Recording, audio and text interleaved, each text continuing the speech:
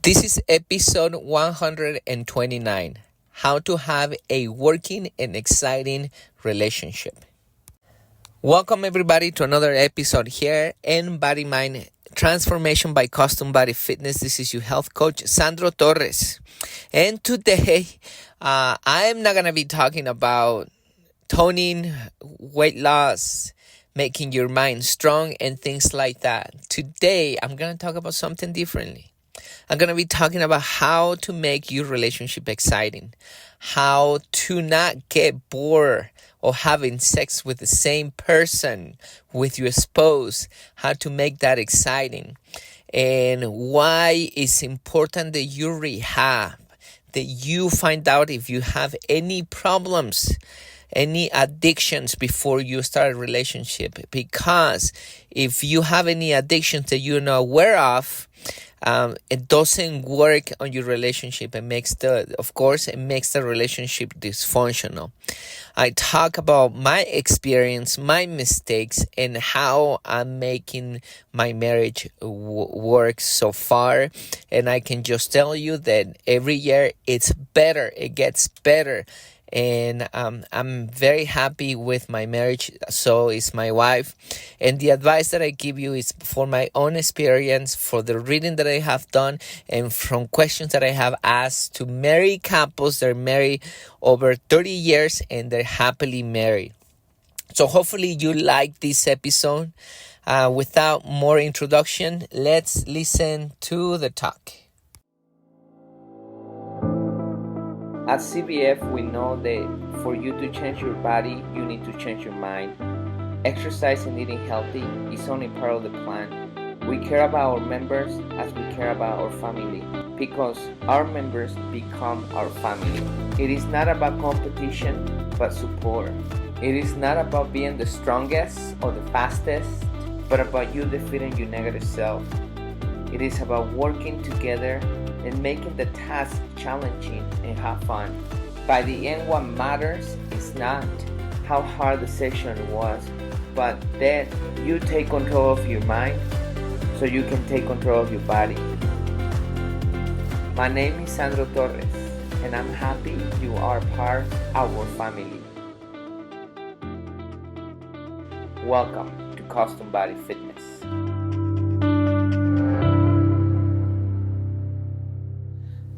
Welcome everybody to another talk here with your health coach, Sandro Torres. The other day I was having a conversation with my wife, and she was saying that how come we don't get tired of the same person, and we've been together for 4 years. I'm not an expert in the topic of relationships. I failed so many times, but I can give you an advice about my experience.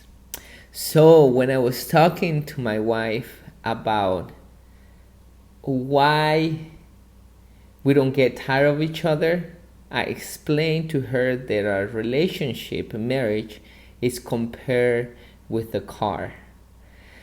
So I'm going to give you the analogy in a minute. But to begin with, I want to clarify a couple points. I'm going to talk about myself first.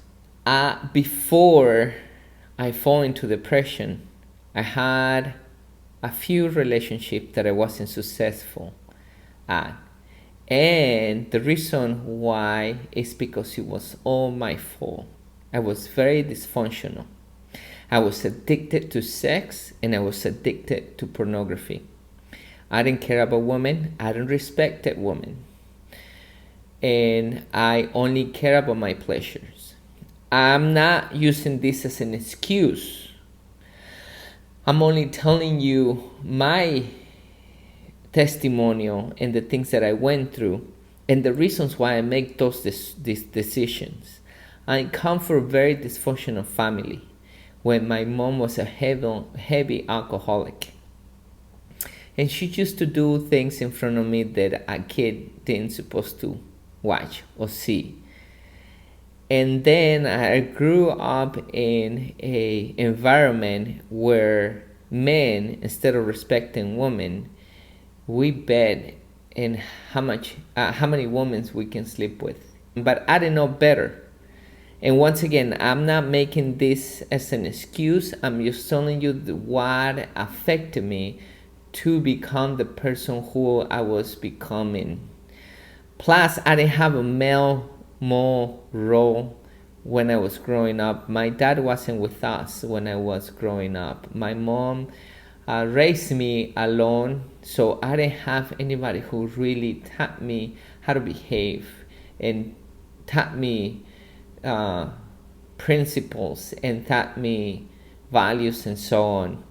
Until one day I fell into depression, and that was when I turned 20 years of age. That was when I really hit rock bottom, and I understood that I was going into the wrong path. I noticed then that I was addicted to sex and pornography, but because society takes sex very light, we take it so light, and also we didn't see the value that it has, and it's just the value with pornography and the way we treat each other as in a relationship, and how we look to start a relationship with sex instead of other values. And because of that, it was difficult for me that I was addicted to it. I thought I was born that way. Now listen to that. I thought I was born that way, with that desire of having sex and watching pornography. I thought that was how God made me, and I had no solution until I fell into depression. Then I felt like I talked to God. I had an encounter with God. And with that, I don't mean like he was in front of me, or a voice came out of nothing and talked to me, but internally I had a very deep conversation, and I know it was God who actually was talking to me. And I asked myself a question. I say, why I'm suffering so much? And then inside of me, which it was, I had no doubt it was God who was talking to me, it said, because you're on the wrong path. Then I concluded, I say, well, if I'm in the wrong path, if I'm not here for my pleasures, what I'm here for? And then inside of me, I had a voice who answered, you're here to serve people. That's when I noticed that I was addicted to sex and to pornography, and I needed to do something about it. I'm not going to give you the whole details about everything, because this conversation is not about that. It's about marriage and how you can make your marriage wonderful and keep it healthy. But then when I fall into depression and I had that conversation, I noticed that I needed to rehab. My decision in that moment was that I would stop touching a woman and don't have sex until I will get married. Until then, I'll get married, and then I'll have sex with my wife.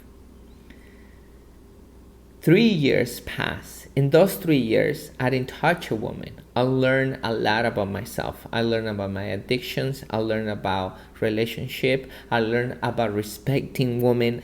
In those 3 years, I learned that.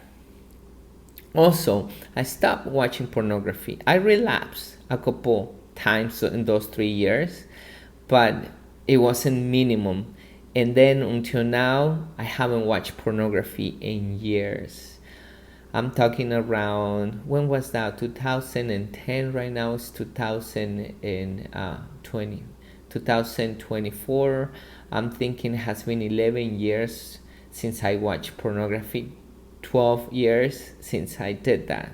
So I'm very clean. Thank God. But yeah, in those 3 years, I didn't touch any woman, and I learned a lot about relationships, like I said, about women, about sex, about love, and so on. I pick up books about how to have a wonderful marriage, how to please your partner, how to have a relationship with your wife, how men and women are different. I learned a lot of things. Needless to say, after those three years, I relapsed. I had sex before my marriage. I tried 3 relationships that didn't work, and I was doing my best this time to keep those relationships. Now it wasn't me being unfaithful, because before I used to cheat. I used to do all those things that I'm not proud of. But in this relationship, I wasn't cheating. I was committed to the relationship, and I was doing everything to make the relationship work. But for many reasons, didn't work, and 2 of the relationships, I decided to break up with a relationship. In one of them, the lady decided to break up. And it wasn't until I met Kathleen Force, who I had a therapy with, and she started asking me a lot of questions in the therapy, and finally she said the key word. She said, "The reason why your relationships are not working is because you like women that are in trouble, and you are aiming to save those women, because you see your mom in those women and you wanna save your mom." That hit right on the target. It completely made sense what she said. Then after that, that's when I met my wife, Gisela. She was very stable. She knew what she wanted. She is very a strong woman, and she's very decisive, and she values herself, and she has a lot of qualities. But I'm not here to talk about her qualities. I'm here to talk about that's when I met her, and we started dating. We dated for a year, and then finally we got married.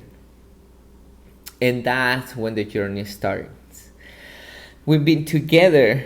We've been married for almost 4 years, and we've been together for almost 5 years. And those 4 years has been magnificent, have been wonderful. That's the longest relationship I had in my life, and every year it's getting more excited. And the reason why I told her the relationship is like a car is because it has similar things. But before I give you those similarities, I'm going to tell you that for a relationship to work, first of all, you need to work on yourself. You need to understand that you may have addictions. And if you bring those addictions to the relationship is not going to work. Addictions like myself to pornography, to sex. If you don't clean yourself, and you don't understand that you need to rehab, and you need to become better, and you need to fix those issues, you are going to bring a nightmare to the relationship. So first, work on that. That's the first thing. And it's not only sex and pornography. It could be alcohol. If you're addicted to alcohol, that brings a toll to the relationship. And probably the relationship is not going to work, or you're going to make, once again, suffer. You're going to make your partner suffer because of that addiction. You also can have an addiction to a dysfunctional relationship. Of course, it's called dysfunctional relationship. So the relationship is not going to work. So also find out if you have that addiction. Whatever addiction you have, if it's in a destructive addiction, it's not going to work. So the first thing you need to do is work on yourself, rehab yourself. And once you rehab yourself, then you can start working a wonderful marriage. You start working a great relationship.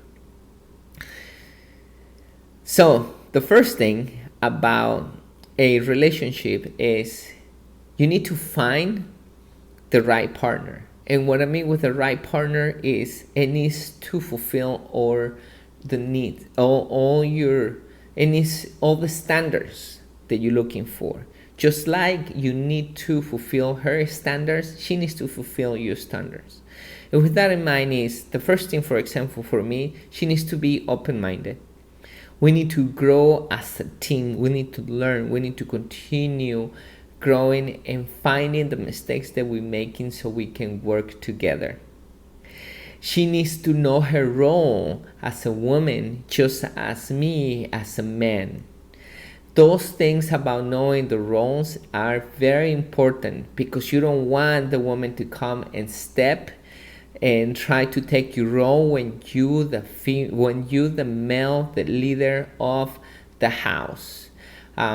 Also, she needs to play her role just like you need to play your role. You need to be the protector. You need to be the provider.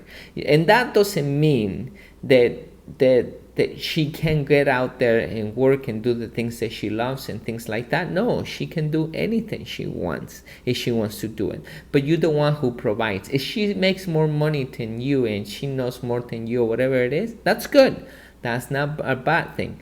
But you need to provide because you, the alpha, you, the male, you, the guy who takes care of that. She needs to be a good mom. That's naturally in women. Usually when people are not dysfunctional, when people are good and they know how to play their roles, they know how to be good moms. There is ladies out there, they don't know how to be moms. They're worried about other things that don't really matter. But once again, I'm not here to judging them. I'm only saying that once they start finding those dysfunctionalities in their life, they start becoming a good woman. So for example, if they know how to play their roles, that's something that for me is very important. So those are a couple things. They are important. Now, she's gonna have flaws. She's gonna have negative things in her life, just like me. Look at me. I'm not perfect in any way. I make a lot of mistakes in my life, and but we need to accept those flaws. If you know you can live with those flaws, that's okay. If you think you cannot live with those flaws, that means that that's not your partner. You need to find somebody else. And that's one of the reasons why sex is not recommended before marriage, because sometimes we become so addicted to that feeling of sex that we don't know if we want to be the person because of the wonderful sex that we have, or we're going to be with the person because of who she is. And when there is no sex in the relationship, that means that you learn how to separate one with the other. Now, that's my recommendation. Like you probably already know, I made many mistakes, so I'm not here to judge you to what you do in your relationship and marriage. I'm just telling you what I learned. So once you do that, once you find your partner and you know it meets your standards and you meet her standards, then you need to commit. Commitment is one of the things that many of us are afraid of. We want to put one foot in and one foot out, and just in case that something goes wrong, we can run away. And sometimes when we not commit, anything that goes wrong with her family, anything that goes wrong, any fight, anything that you don't like or whatever, or anything that is a catastrophe or whatever, instead of both of you two fighting for the relationship, it's easier to say goodbye.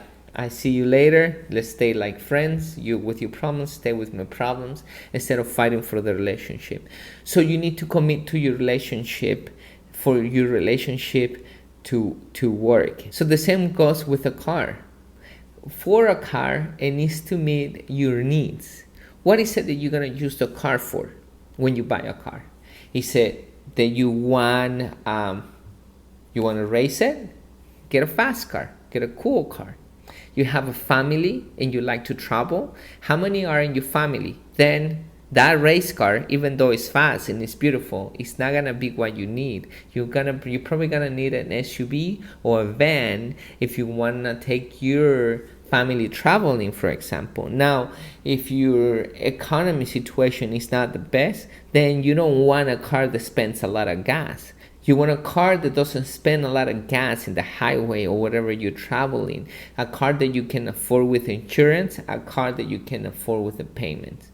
So depending on the car that you're looking for, that's what you're gonna buy. If you buy yourself a sport car and then you have a family, so then that's not gonna fit, right? If you're gonna go and race your car and you have a minivan, probably it's not gonna be the best racing car, right?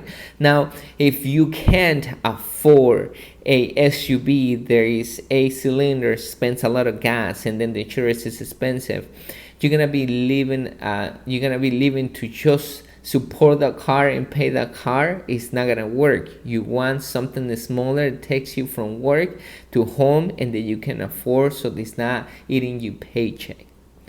So that's one thing. Once you buy the car, you commit to the car, right? For example, myself, I'm not those kind of person who goes and, okay, I'm tired of my car, I'm gonna replace it. I think it's a waste of money, and with this in mind, I'm not saying that other people should be doing what I do. I'm just saying myself, when I'm gonna buy a car, I make sure it's the car that I really want and I need. It's something that I'm gonna be happy with, that it's gonna meet my standards, it's gonna have everything I need. And I usually stay with that car 4 years until it's not longer working. I don't like to go out there and replace my car only because I'm tired of the car. So that leads me to the next point, which is you need to find all the good things on the relationship. Like I say, my wife has flaws just like me. But if I focus on all the negative things she has, then I'm not gonna be loving my wife. I'm gonna be hating her. And soon enough, I'm gonna try to find somebody else. The same with the car. If I focus on all the negative things that the car has, soon enough, I'm gonna probably want to buy a new car. And that happens with everything, with your country, with your house, with your clothes or anything. Do an experiment and start seeing all the negative things where you live, on your house, on your dishwasher, on your table, on your TV, on whatever. If you start seeing all the negative things, you're not gonna be happy because you see all the negative things and you probably want something else that doesn't have those negative things in the moment. But if you focus on the negative things or the other things that you buying or you getting, then the same thing is gonna happen, and you probably want to buy a different thing or get a different thing because you're focusing on those negative things. So it's very important that you focus on the positive things. For example, I focus on all the positive things that my wife has. So the same with my cars. The cars, the things that I love is how they look, how they drive, how they perform. I mean, I can tell you about all the good things that I focus on my cars, but I feel like those things are only material things, so I'm not gonna say much about them, but that's the other point. Now, the next point is maintenance.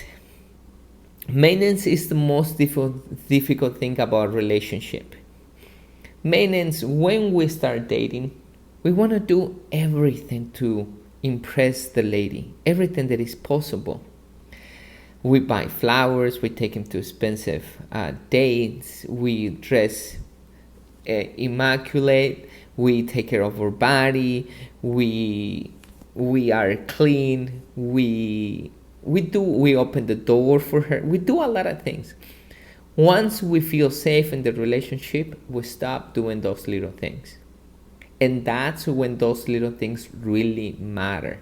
Buying flowers, buying details, listening to her what she wants, listening to her when she needs to be listened, opening that door for her, helping washing the dishes, helping with those little things, taking the trash out, dressing yourself immaculate like when you used to date her, having date days, and doing all those little things maintains the relationship. The same with the car. For the car to last long, you need to maintenance the car. If you don't maintenance the car, if you don't do the oil change, if you don't change the air filters, if you don't change the brakes, if you don't change the tires, if something sounds like it's gonna break and you don't replace it, and so on, the car is gonna break in one point because you don't maintenance the car. The same thing with your relationship. If you don't manage your relationship, it's gonna break. Those are a couple things that a relationship and a car have in common. Of course, with a relationship, you invest in emotions, feelings, your soul. You invest in more than only a material thing. So you probably already know that your relationship is very important. So maintenance that. Maintenance your relationship. Commit to relationship. Looking for the good things. Meeting that person's standards. Looking for the person that meets your standards are very important. Now with a car, it's not something when you invest in your soul and emotion and emotionally something that has value. It has only material value, of course. So with your relationship is going to be a lot more important and more difficult to maintenance than a material thing such a car. Plus, you're dealing with a human being. You're dealing with somebody who's completely different than you, that you need to understand, and you need to give that person space. And with a car, it's not the same thing. With a car, you invest in time that doesn't have any feelings. So, as you probably already know, your relationship is more important. So there you have it. I hope you like that advice, and how can you make your relationship exciting, and how can you make it functional and fun and healthy. That's how I make my relationship that way, and I hope you like that analogy. But remember, the first thing that you need to work on is going to be yourself, so your relationship works. Thank you for listening to this talk. I hope you like it. This is not about weight loss this time. This is not about toning your body, getting in shape, setting your mind to the right state so you can be in shape. This time is about relationship. Hopefully you like it. Please share it with somebody who needs to listen to this. And your health coach says bye for now. So that's it right there. Remember that for your relationship to work, you need to work on yourself first. You need to make sure that you rehab any problems, any addictions that you have before you can have a functional relationship. Second thing is, once you're in there, you need to commit. You need to find the right person by making sure that that person meets your standards, and make sure that you can live with the flaws that the person have. Once that, you need to maintenance the relationship. You need to look for the good things, and you need to make sure that you commit to the relationship. Remember that. Hopefully you like this episode. Please share it with people who needs to listen to this message. Be a hero today and help other people be happy in their relationships, so they can of course enjoy life by following these steps. Thank you so much for being with me this time. Stay close to God and physically and mentally healthy. And here your health coach Sandro Torres says bye for now. Thank you so much once again for being part of our community.